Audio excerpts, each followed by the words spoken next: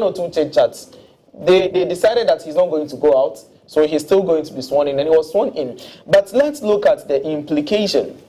When before you actually proceed, coming to the Neskumi's issue, in the 8th Parliament, the same thing happened. Okay, so that's the precedence. There's a precedence when Mr.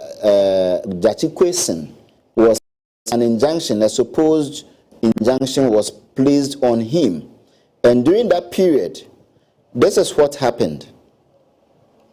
When Jachikwesin, an injunction was placed on Jachikwesin, Honorable Haruna Idrisu actually came up to say that, the people have elected their member of parliament. And so, for that matter, it is not the court's responsibility to determine. So what was the reason for the injunction by the court? Him? Yes. His injunction was related to his passport being a purported passport being he's still holding a Canadian passport at that period. So basically, the dual citizenship. Yes, that was it. Which is even if he was actually convicted, it will be very much it's a criminal something. So, but then currently, I have a question. So in this situation, having a dual citizenship makes you not eligible to be a member of parliament. Exactly. Right? That was the allegation. Okay. And a petition was actually brought. First of all, the reason injunction, I believe it was related to the elections. The understanding concerning a challenge. But actually, there is a procedure that if there is a challenge on a particular, member of parliament, you solve this with electoral petition, which it hasn't gotten there. So it has not been solved. The issue has hasn't been solved. It is an injunction, but then just as it happened, the process is that let him face it. If he errs within the law, that is fine. But until then, he's been gazetted and has been sworn in. He's an MP. He's an MP. Yes, so the issue is still in court. The court has not determined. The court has not determined whether he is qualified to be there or not. By law, he is qualified to be there. He's been sworn in already. By interpretation of the law, if there's an injunction, I think that one we should leave that to the lawyers. We should leave that to the lawyers. Hear what Clement we should leave. But now he's been sworn in and he's an MP. Okay. Thank you very much. Thank you very much. So Clement, let me just say one or two things. One. Going to the 9th Parliament, we shouldn't go with a mindset, especially we citizens, we observers. Don't go in the mindset that President did this, so I'm doing that. Precedence is in law. I'm coming. Let me make my point. If we go into the 9th Parliament with such character, then when assuming President-elect is unable to perform one of his functions or his promises, he would equally say that President Akufo-Addo made this promise. That is different from law. My point. Having a social contract is different from the law. It's okay. We are talking about. I was so quiet. Yes, all right. So, Yara, if we are making the point that President, then people would also say that during the era of Prof. Michael Quay, President, he set the tangent for who is currently the second deputy speaker of parliament. His seat was declared vacant. That is President. But when it came to the era of Honorable Smana, Kingsford Babin's own, these same people didn't believe in President.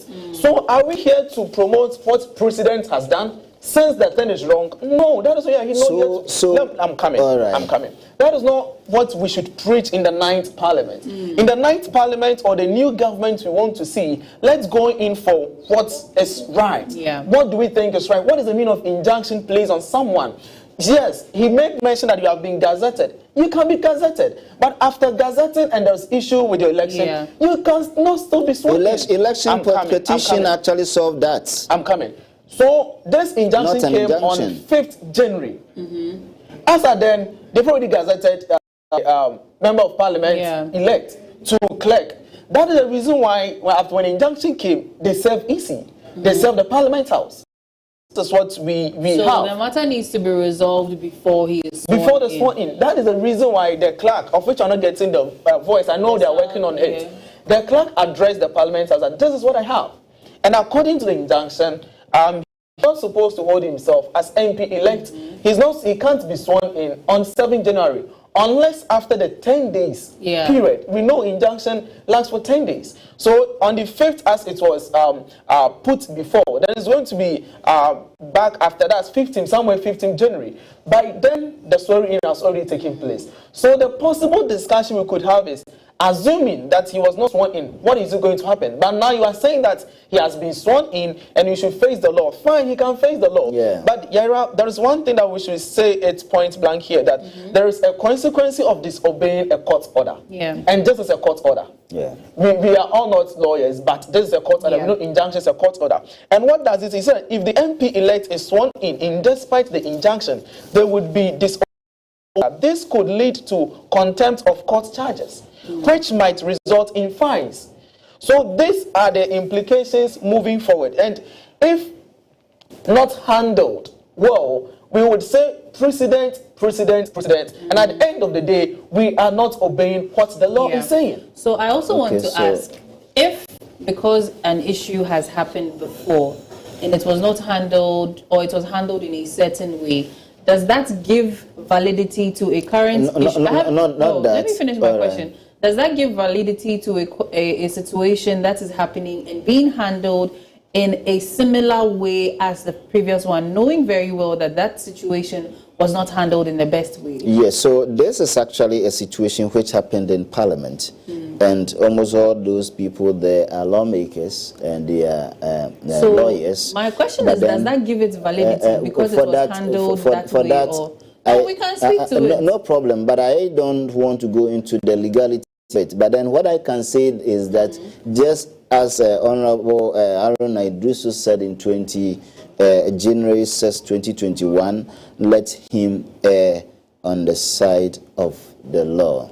So I think so in this situation, to let him err on the side of the law again. Yes, so that in that case. So when it comes to the legalities, they know better. They know better. The clerk knows better. So the clerk could have prevented even him going into that, both parties in terms of minority majority. So I think for now we should leave them. We have now the they've video already sworn in. They've already been sworn in. The clerk to Parliament was served a process on the 3rd of January 2025 with an order of interim injunction from a high court in Koforidua. This order was served through the legal office of the Parliamentary Service. The order directed the respondents, including the clerk to Parliament, indicating that they are restrained from proceeding to call, admit, register, swear in, recognize, gazette the said Ernest Yao Kumi as the elected member for the Akwatia constituency. At the time of the receipt of the order, the Parliamentary Service had already completed the process of registration of Ernest Yao Kumi as member-elect. This is precisely because the first writ of elections that we received, Ernest Yao Kumi was part of that process. So we received writ of elections in respect of Ernest Yao Kumi. And without the pendency of any suit, any process, the Parliamentary Service, in compliance with due process, had to register the member. So we did so. Subsequently, it has come to our attention. There's a restraining order of the court.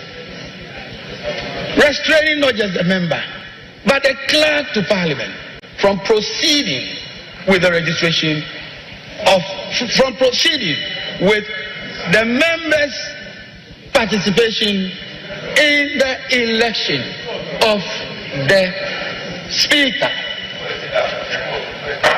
This is a matter that honorable members ought to know. Since it is a court order, which order restrains the clerk to Parliament as well from proceeding or dealing with a member in this matter, I find myself constrained.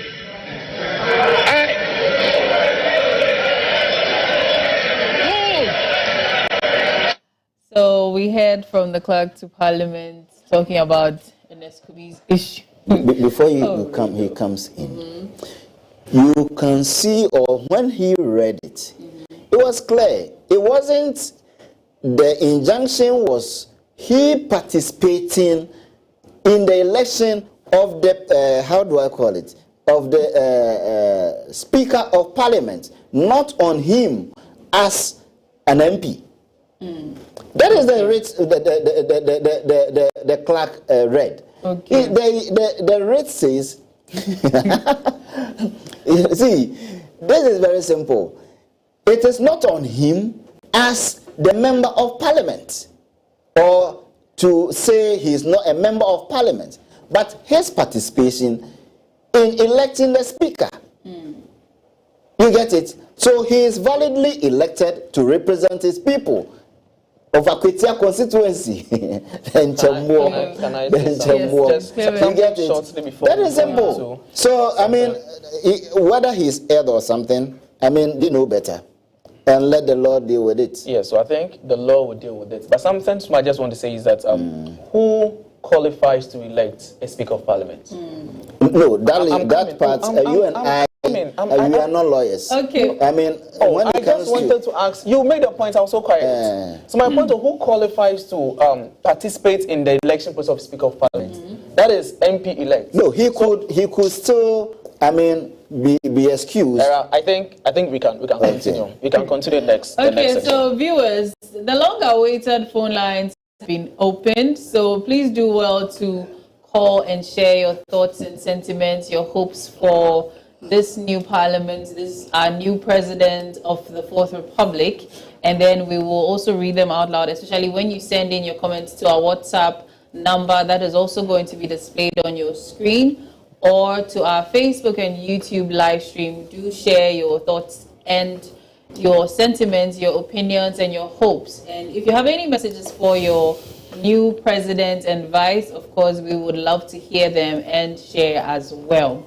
So this Eneskubi issue is causing some drama this morning. So let's go back to our president. The president is being inaugurated, president-elect. Yeah. And if we can go into a bit of his background and some history of President John Dramani Mahama and the Vice President Nana Opoku-Agyeman. We have the video of their profile as well, so we can display that. If not, if our political analysts can give us some information about the president and vice president elect. Oh, okay. So when it comes to President John Mahama, I would say he's the most privileged Ghanaian. He's the most privileged Ghanaian to serve this country. This country, a very beautiful republic of, one of the best countries in Africa. But then, he had the chance to be, people have even said he's been an assemblyman before, going through the ranks, becoming an MP, going through, serving people, going through the ranks, becoming a deputy minister of communications, where he had a chance to serve under the, that was President President Mills' administration, right? I mean, when he was deputy minister of communication, and then he became, that was President Rawlings' time, where he was deputizing one of the best communication ministers we've had. Yes, so he became the deputy, and then fast forward, later he had a chance to become the vice president of the republic, serving as a whole vice president of Ghana, he had a chance to serve us as a people.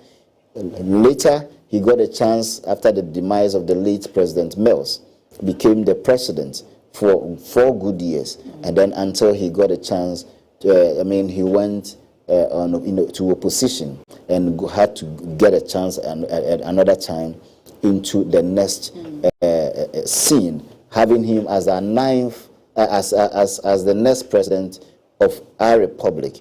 This means so much. This means so much to him. And I believe, in his last time when he went to thank God in his church at Assemblies of God, he made it known that, this is a privilege that he has never, thought of having as even a young man growing up to this stage. So he's someone with much experience in, relation with people. He's very familiar with what we have known to be in terms of as a people. Working with people, governance, and all that. So he carries so much weight, and as a communication expert too, he's someone with, all that we need to succeed, where he has gotten so much experience and exposure, both local and international wise, being a president. Going through all these ranks, it means he has a very good profile, and he's much expected of him to deliver.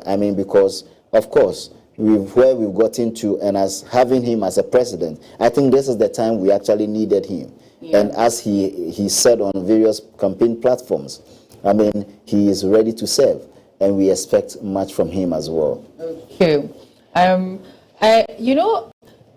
being a president, and then I think he was the 5th president. Then we had Nana Akufo-Addo being the 6th, or he was the 4th president. So right now, does he become the 6th or 7th, or we just read the numbers? No, it goes. It will continue. Okay. Yeah. Okay.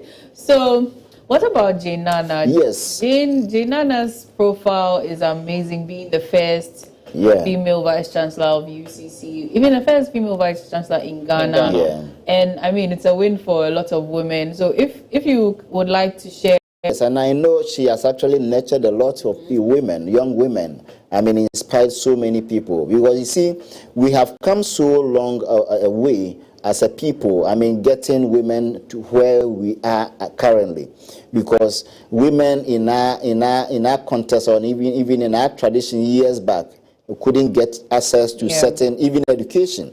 And for us to get to a stage where we having a woman as a first female vice chancellor of one reputable institution like the UCC, where, in fact, she actually did a lot in there, put together a lot of structures for the UCC to be up to where it is currently. I think she did marvelous. Yeah. From there, she got a chance to equally come and serve as education minister, where under her tenure, there were a lot of policies and a lot of stuff where, she did. In fact, even inspiring women to up their game, and through that, now University of Ghana equally have a vice chancellor who is a woman, right? Who is a woman, which means successively she's been able to achieve so much, both locally and internationally. And she also having she is a PhD holder, and a professor, which is a big something for now as a country. And so having her, even for the first time also as a woman, getting a woman as a running mate wasn't common in our democracy, because it wasn't common. And I think she was the first or second. But then for a major political party like an NDC, having him on the bill, where we have so many big guys in there who were actually already known in the political landscape, and having a woman on board to help their campaign, I think it has been phenomenal. And now, luckily, we having her as a vice president is a very big plus for even Ghana in the eyes of the world, because it's not common to have that. We've gotten to a stage where I am hoping that a time will come we having a woman as a president of the country. And it is true that if women are well positioned, the society get to benefit much. Yeah. And so in her current posture, or in her current position, if she is able to restructure herself and put structures very well to enhance the democracy in which we are actually practicing, and also to be able to help manage our economy, as she is going to be the head of economic management team, and also putting together a formidable team which should equally, involve women. Women are able to, manage money or funds and other stuff very well. So we actually, I don't think I agree with such comments about women being able to. No. I actually have some reservations when it comes to women should be given whatever and all that. I actually like competent and responsible women being given opportunities, because we've actually have some. So in essence, she being the first woman in that capacity, I expect that within her circles, there are others who have other prospects should be given the chance to equally, should be mentored, and also should be given the chance to serve in any other capacity necessary for our development. And I believe we can do better. So with her, she has a lot of good stuff that, coming into the office as the vice president, I believe she can deliver. And that is the hopes that I have. So let me come to you, Clement. What are some of your thoughts on our newly elected president and vice president? So, I think Renoff has actually said it all. The little thing I would just want to add is that in that case, you don't have to say it again. You say I should continue. Allow Clement his time. Thank you. So the little thing I want to add is, for example, our president-elect, we all know in the year 1997, that was when he came into parliament, and he represented the people of Bole Bamboy in the year 1997 to 2009. So meaning he has been in parliament for quite 12 years. And in the year 1997 was when actually he was appointed as deputy minister for communications in the era of Jerry John Rawlings. Yeah. So moving into the year 1998, he was a substantive minister or substantive minister of communication in the year 1998. Yeah. So looking at him, as he said, he has that communication background, and when it comes to the aspect of speaking to the public, he can really speak to touch your heart, and you can see that is one of his his capabilities, and that is one of his strengths when it comes to his political journey. When he's speaking, and you are certain you would see that the man is speaking. He speaks without even referring to the document. I remember being at one of the governor's speech at Nat Hall. He was speaking, and he was not looking into any drafted document. So that could be because he is in that expert. That is one thing we also expect from him, even in this very administration. As we said, what didn't help the last administration was communication. They were not able to communicate very well to Ghanaians for us to understand what they were doing. They didn't break things down very well. So as experts in communication, that's our president-elect, who is going to be president in no time, we expect him to break that barrier. Let's get to know what he's doing. Let's get to know. I said I'm going to do this, but this is the reason I can't do this. I'm doing this. Let's get to know. Speak to us. You've been a communication minister before. You are a communication expert. Speak to Ghanaians. Come back to us. Let's know what you are doing for us. So I think that is one of his strengths, and I must say, and he, as we know, he became the running mate for President Mills, and becoming the vice president. As he said, he was so privileged to be the president, even because we lost a certain president. So he just stepped in. From there, he became the president. And we all know what happened during his tenure of office when he lost the election. Others would have felt so bad that I was once a president. You voted me out. Why should I come back again? But he didn't do that. Yeah. He gathered himself for 8 good years. And he came back more strongly. We've never seen this in the history of Ghana. We've never seen that. It's about people losing the bid to be a president for consecutive times, but coming back to win. But his was, a nod is given to you. There are 2 things. I don't know if you understand me. You having the authority, and the authority being taken away from you. That kind of given back to you. That kind of feeling where you feel like you are not going to come back again. But this time around, he put himself together. And he was like, I'm coming back again. People ask, why What are you coming to do? That's the question people have been asking, that you just have 4 years. So why don't you just sit down and become a statesman? But I think he believes he has something to offer to the people of Ghana. That's why he's coming back. So once he's coming back in the next 4 years, we expect him to give us the very best he thinks Ghana deserves.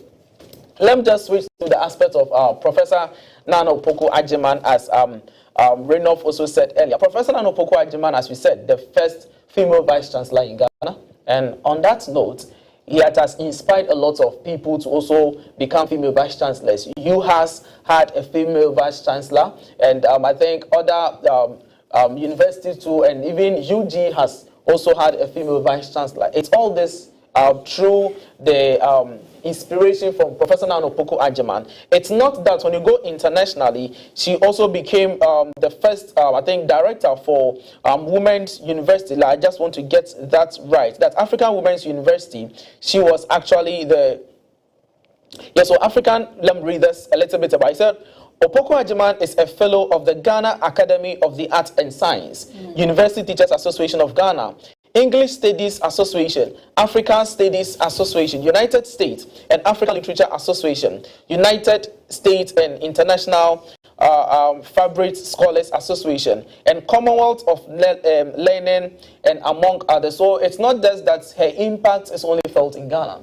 Her impact is recognized also in the international countries or other countries aside Ghana. Yeah. And even there was an award that was named after her when you go to Zimbabwe. The African Women University in Zimbabwe, there was an award that was, I think, last year, and it was named after Professor Nana Opoku-Agyeman. So this is the kind of person that is going to be sworn in as a vice president in some few hours. So we still want to see that kind of energy. We still want to see that kind of person who inspires others to do more. We still want to see that kind of person who would mobilize the woman around her, who mobilize the energy that she put in when she was a vice-chancellor for UCC.